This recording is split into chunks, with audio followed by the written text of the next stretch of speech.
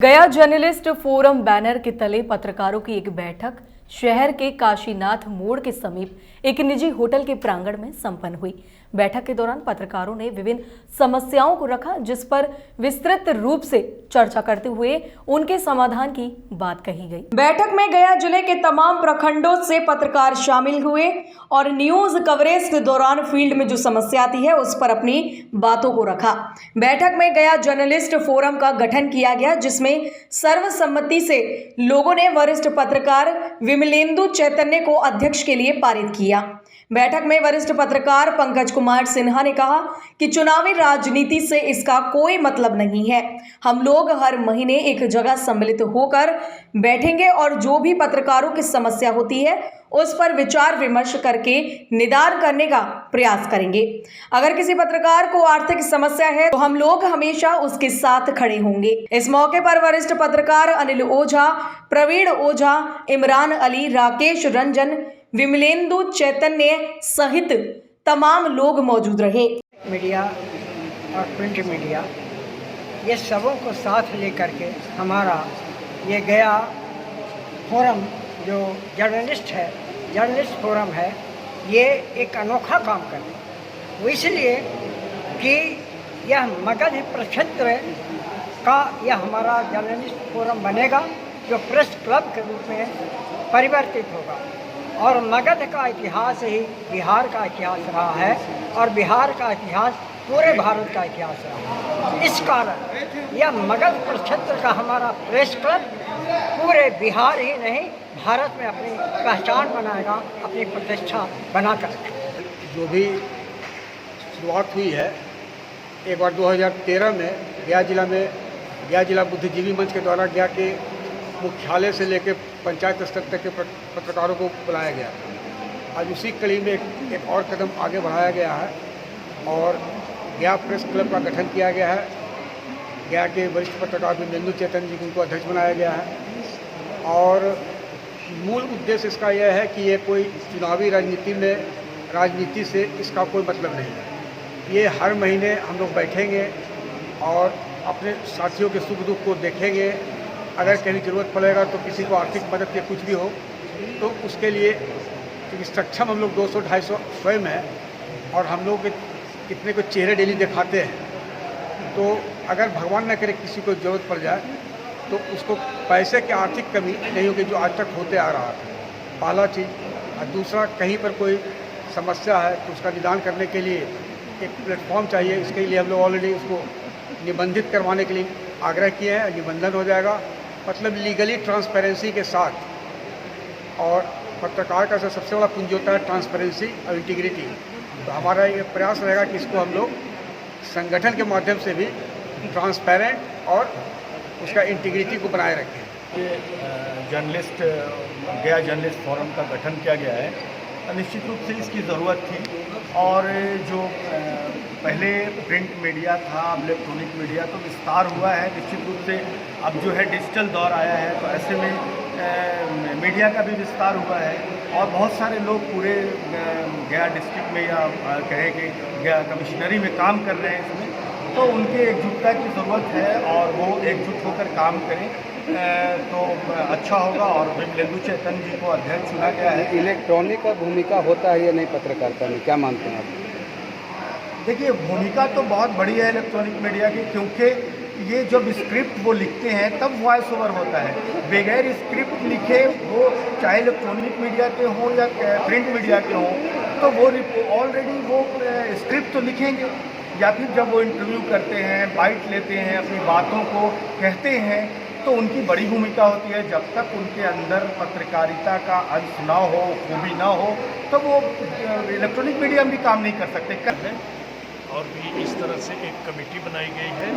ये press club गया के सभी पत्रकारों को, चाहे वो ब्लॉक स्तर के हों, ग्रामीण स्तर के हों, मंडल स्तर के हों, जिला स्तर के हों, सबको साथ लेके हम लोग चलेंगे और सबकी समस्याओं को सुनेंगे और सबकी समस्याओं का समाधान इसी फोरम के माध्यम से किया जाएगा। और इसी तरह से एक कमेटी बनाई गई है और कमेटी का विस्तार से बताया जाएगा। हमारे पदाधिकारी ऑफिस ब्यूरोस लोग बताएंगे आप लोगों को। तो सबके सहयोग की अपेक्षा है। बहुत बड़ा दिन है हम लोगों के लिए, हम पत्रकारों के लिए बहुत बड़ा दिन है। गया के लिए खास करके एक प्रेस क्लब का गठन किया गया और सबके सहयोग की अपेक्षा करते हुए मैं सबका धन्यवाद करता हूँ। बिहार सरकार के द्वारा जो प्रेस क्लब दिया गया है उसमें सहभागिता किस किस मीडिया फॉर्म को होगा? इसमें सभी लोग रहेंगे, इसमें इलेक्ट्रॉनिक मीडिया ये सब। अब तो मीडिया का विस्तार बहुत बड़ा हो गया है ना, अब सिर्फ प्रिंट मीडिया अखबार ही सिर्फ वही पत्रकार नहीं रहते हैं। पत्रकार तो अब मोबाइल पर जो इन्फॉर्मेशन देते हैं, न्यूज़ पास करते हैं, सभी लोग अब पत्रकारिता का अब तो बहुत बड़ा मतलब डायमेंशन हो गया। आप कैसे करता है, क्या करता है? देखिए, सबसे बड़ी बात तो ये है कि आज इतना मूसलाधार बारिश के बावजूद चट्टानी एकता का परिचय देते हुए प्रेस क्लब के गठन के लिए काफ़ी संख्या में लोग मौजूद हुए। और सबसे बड़ी बात यह है कि इसमें हमारे सीनियर्स का पूरा आशीर्वाद मिला।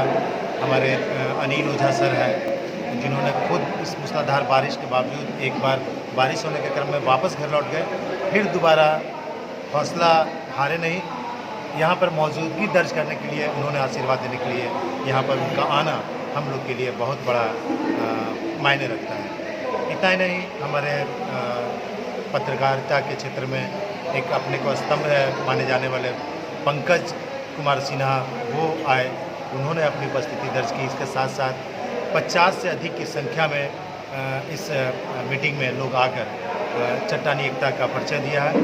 प्रेस क्लब का गठन गया जर्नलिस्ट फोरम के रास्ते ये तय होगा कि हम लोग आने वाले वक्त में प्रेस क्लब को एक सर्वमान्य क्लब, सभी का क्लब और सभी के लिए ये क्लब स्थापित करने की कोशिश करेंगे।